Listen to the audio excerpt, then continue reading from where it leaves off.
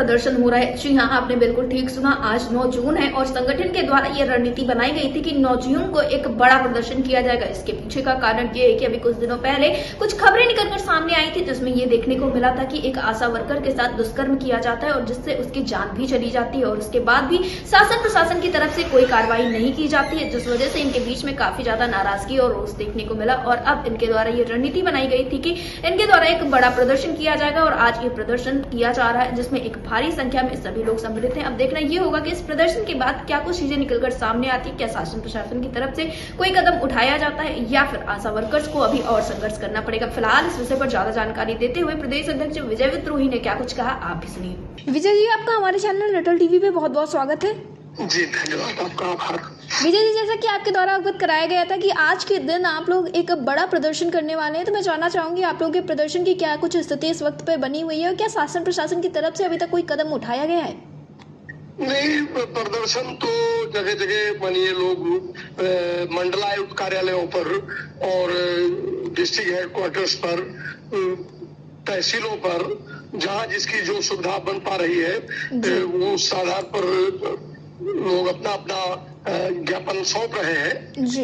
विभिन्न जिलों से कार्यक्रमों की सूचना भी है। जी जी।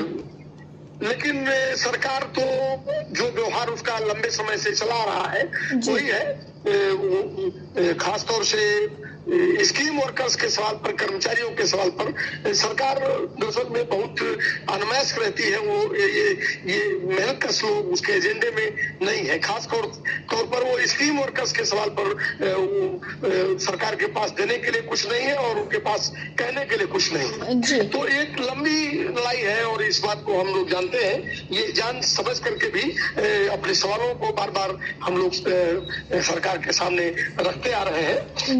सरकार चाहती है कि लड़ते लड़ते इनको थका दिया जाए और हम भी सरकार की इस रणनीति को समझ रहे हैं और इसलिए हम भी लंबी दूरी की लड़ाई की तैयारी में हैं। जी विजय जी, जो आज आप लोग प्रदर्शन कर रहे हैं, क्या इस प्रदर्शन को आगे बढ़ाया जाएगा, अगली किसी तारीख पे भी किया जा सकता है या फिर आज ही से स्थगित होगा? कि सबसे बड़ा जो सवाल आया है कि अभी जैसे कि जानकारी में है कि बदायूं में एक आशा वर्कर 19 मई का घटना है। जी जी। अपने काम से वापस लौट रही थी तो रास्ते में उसका अपहरण हुआ और गैंगरेप हुआ और उसकी हत्या हो गई। पुलिस ने पहले तो गैंगरेप को छुपाने की कोशिश की, लेकिन बाद में मेडिकल रिपोर्ट के आधार पर गैंगरेप की पुष्टि हुई जी। और बहुत नृशंस हत्या हुई। उसके साथ ब्रूटल मर्डर है वो, बयान नहीं किया जा सकता है जिस तरह का हत्याकांड है वो।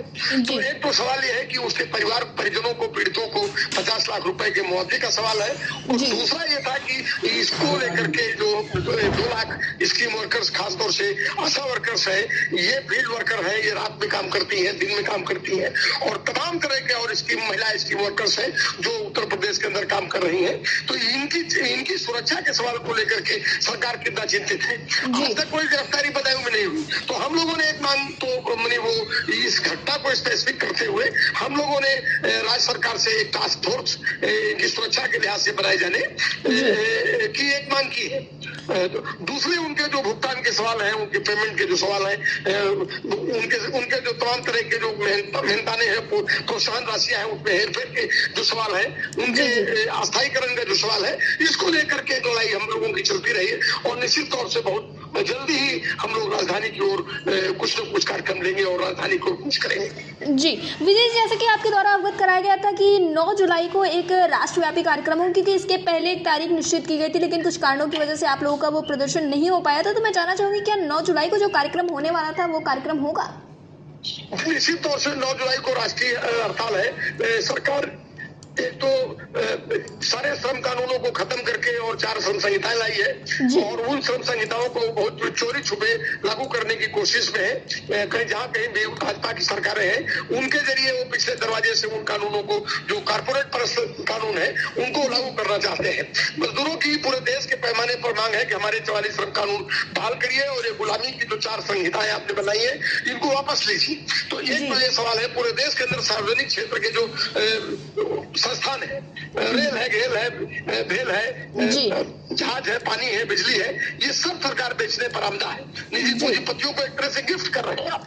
अभी तो जानकारी में आया है कि रक्षा मंत्रालय के भी अधीन तमाम जो संयंत्र थे, ऑर्डिनेंस फैक्ट्रीज थी, पैराशूट फैक्ट्रीज थी, इनका भी सब परिसंपत्तियां इनकी बेचने की तैयारी में है। रेलवे के अंदर बहुत बड़े पैमाने पर निजीकरण जारी है। उत्तर प्रदेश के ही अंदर अगर आप देखें तो दक्षिणांचल और पूर्वांचल विद्युत परिषद को वितरण परिषद को बेचने की तैयारी हो रही है, जिसके खिलाफ कर्मचारी लगातार आंदोलन में। तो इन सवालों को लेकर के एक राष्ट्रीय हड़ताल का जो कार्यक्रम है 10 राष्ट्रीय महासंघों का, वो पिछले दिनों ये पहलगाम की घटना को लेकर के कुछ कदम पीछे हटाए गए थे, लेकिन वो 9 तारीख को तय किया गया था, तो उसकी भी तैयारियां चल रही हैं। और 9 तारीख को निश्चित तौर से जो राष्ट्रव्यापी हड़ताल का आह्वान है 10 राष्ट्रीय महासंघों का, उत्तर प्रदेश में भी संयुक्त रूप से उसको हम लोग सफल बनाएंगे और बहुत बड़े पैमाने पर 9 तारीख का कार्यक्रम होगा। और उस हड़ताल को कामयाब करके सरकार को बाध्य किया जाएगा कि वो निजीकरण का जो रथ चला रही है और ये जो 4 श्रम संहिताएं लागू करने की जो उसकी कुत्सित और कारपोरेट परस्त कोशिश है, इसको इससे पीछे सरकार को ढकेला जाए। जी विजय जी, एयरटेल टीवी से जुड़ने के लिए धन्यवाद। जी आभार आपका।